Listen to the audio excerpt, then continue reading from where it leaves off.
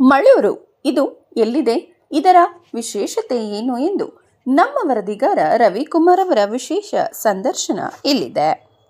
ರಾಮನಗರ ಜಿಲ್ಲೆಯ ಚನ್ನಪಟ್ಟಣ ತಾಲೂಕಿನ ದೊಡ್ಡಮಳೂರಿನ ವಿಶ್ವದ ಏಕೈಕ ಪ್ರಸಿದ್ಧ ಅಂಬೇಗಾಲು ಕೃಷ್ಣ ದೇವಾಲಯ ಜಗತ್ಪ್ರಸಿದ್ಧ ಪವಿತ್ರ ಸ್ಥಳವಾದ ಇದು ಒಂದು ಕೈಯಲ್ಲಿ ಬೆಣ್ಣೆಯ ಮುದ್ದೆ ಹಿಡಿದು ತೆವಳುವ ಭಂಗಿಯಲ್ಲಿರುವ ಅಂಬೇಗಾಲು ಬಾಲಕೃಷ್ಣನ ವಿಗ್ರಹ ನೋಡಲು ಬಲು ಸುಂದರವಾಗಿದ್ದು, ಈ ಕೃಷ್ಣನ ಮಹಿಮೆ ಅಪಾರವಾದದ್ದು.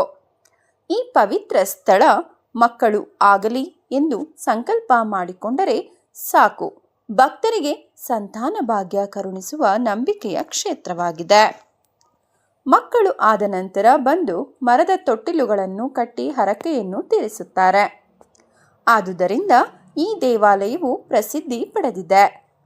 ಇನ್ನು ಈ ದೇವಾಲಯವು ಭವ್ಯವಾದ ವಾಸ್ತುಶಿಲ್ಪಗಳಿಂದ ಕೂಡಿದ್ದು, ಸುಮಾರು 1600 ವರ್ಷಗಳ ಇತಿಹಾಸವಿರುವ ಈ ದೇವಾಲಯವನ್ನು ಚೋಳರ ಕಾಲದಲ್ಲಿ ನಿರ್ಮಿಸಲಾಗಿದೆ ಎಂದು ಕಂಡುಬರುತ್ತದೆ.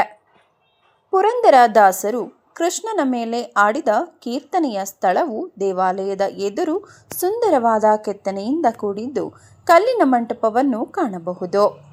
ಇನ್ನು ಹಲವಾರು ದೇವಾಲಯದ ಮಹಿಮೆಯನ್ನು ತಿಳಿಯೋಣ ಬನ್ನಿ.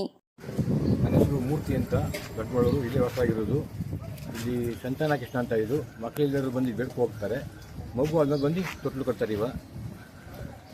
ಅದೇ ಮಕ್ಕಳಿಗೋಸ್ಕರ ಎಲ್ಲ ಬರ್ತಾರೆ. ಇಲ್ಲಿ 1600 ವರ್ಷದ ವ್ಯತ್ಯಾಸ ಇದೆ. ಇಲ್ಲಿ ಅವಾಗಿಂದ ಜನ ಬರ್ತಾರೆ. ಶನಿವಾರ ಭಾನುವಾರ ರಜೆ ಇರ್ತೀನಿ, ಜನ ಜಾಸ್ತಿ ಬರ್ತಾರೆ. ಇಲ್ಲಿ ಬಂದು ಬೇಡ್ಕೊ ಹೋದ್ಮೇಲೆ ಮಗು ಆದ್ಮೇಲೆ ಬಂದು ತೊಟ್ಲು ಕಟ್ತಾರೆ. 20 ವರ್ಷದಿಂದ ಬರ್ತಾರೆ.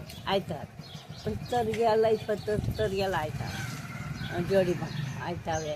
ಇಲ್ಲಿ ಎಷ್ಟೋ ಜೋಡಿ ಮಕ್ಕಳು ಅಂತಂದವ್ರೆ, ಅಷ್ಟೇ ನಾವು ಕಂಡಿರ್ಬೇಕಾಗ.